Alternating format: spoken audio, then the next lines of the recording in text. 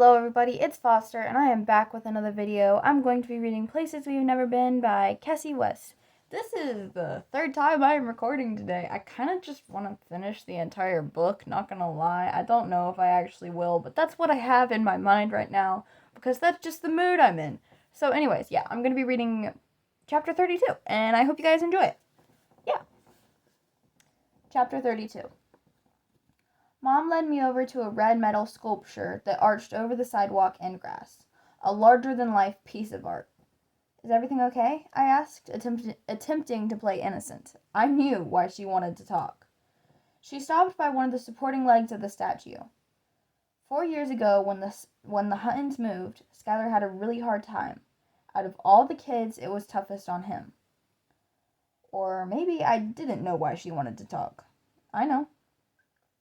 "Why do you think that is?" "Because he has a hard time making friends, fitting in. Like me," I wanted to add, but I didn't. That might have been part of it. I waited, knowing she was about to tell me what she thought the real reason was. "He had a huge crush on you." My mom knew and I hadn't? I must have looked surprised because she seemed to think that I meant I was hearing this for the first time. "He did," she said as if I didn't believe her. "I should have told you before the trip, but I thought for sure he had moved on." "Why are you telling me now?" "Because I'm worried that he hasn't." "Why would that be a big deal?" "The news he's going to hear next week is going to be really hard on him. He does not need extra emotions to deal with." Extra emotions? If you had a crush on someone and they were thousands of miles away, wouldn't that take an emotional toll on you? I nodded, because yes, it would. It was going to. Now imagine at the same time you find out your mom is sick. My jaw tightened. That would be hard. Exactly. Please, Nora, I know you two are the best of friends, but don't make his life more complicated. Be his friend, but don't hold his heart hostage. He's going to need it for the coming months. I stood there in shock. It felt like she was saying that him loving me right now wasn't in his best interest. But I couldn't decide if she felt that way because she thought I didn't love him back, or because she thought that regardless of my feelings, loving me would be too hard for him and everything he'd be dealing with. I had been wrong. My mom did not want human friendship bracelets. "He's not 13 anymore, Mom," I finally said. "I think he can handle hard things." "Is that what you want to be? Another hard thing he has to handle?" "No." "Good, so we're on the same page." I wasn't even sure we were in the same book. Assuming she didn't realize been secretly kissing, I had no idea what she expected me to do with this information. Start ignoring Skylar? Stop hugging him at breakfast? Tell him I didn't like him back so he could move on and focus on all of his emotions on his mom? I had a feeling she expected the last one, and I wasn't going to tell her, at least not now, that I was definitely not on that page. "Can we go back now?" I asked. "I'm sorry," she said. "I shouldn't have sprung that on you like that, but you needed to know so you can be a good friend." "Okay," I said. By the time we got back to Skylar, everyone was with him, mostly giving him a hard time about his fear of heights. Paisley held up a plastic bag and said, "Oh, Skylar, I got you something to remember today by." She pulled out a Space Needle t-shirt. "You are so funny," he said. "I really am," she replied. Olivia laughed. My first snarky instinct when we got back to the group was to walk up to Skylar's side and slide my arm through his, and that's what I did. But as I stood there, having let that instinct win, I began to realize that maybe all my instincts were wrong, selfish. Maybe I really had screwed up when I kissed Skylar. I hadn't known about his mom at the time, of course, but I had always known he was leaving. I had always known how hard the first separation had been for both of us, how much harder the second one would be if even stronger feelings were involved. Had I made a huge mistake? Are you on the debate team or something?" the girl asked me. Her name was Clea.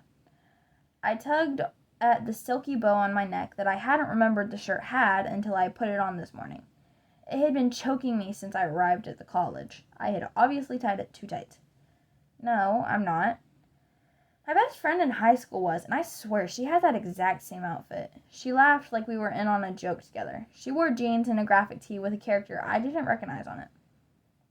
I was already feeling anxious, and this wasn't helping. 2 guys walked by us, and both stared at me until they passed. "What's that room used for?" I asked, pointing to our right.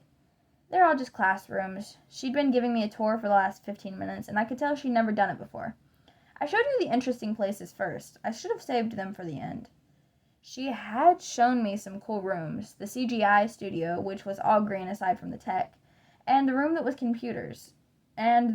all computers. Each station had 2 screens, a keyboard and an electric drawing pad. The other things I couldn't see. Each room we'd looked at had a class in session, so we really just peered in from the doorway. Is there an outside area anywhere?" I asked. "You need vitamin D? I'm pretty much a vampire." "I do like the sun occasionally." "Well, that's good, because that's probably as often as you'll see it. You are in Seattle. You're coming from the land of sun, right?" "I am. Where are you from?" "Here." I am. Where are you from?" I asked. "Here. So I'm used to it. But yes, there's a roof, which is a pretty cool place to sit. There are chairs and tables. Some people sit up there and eat." "You have like a snack bar or something?" "We're pretty small. There's a food court unrelated to the college downstairs. People buy stuff there or bring their own food." We passed a room with a handful of guys standing around a computer. "How many girls go here?"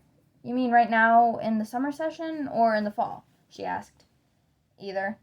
"Summer isn't as full. There are 5 of us here, but that doubles in the fall. Go us." 10 girls? "I know," she said. "The industry has a long way to go.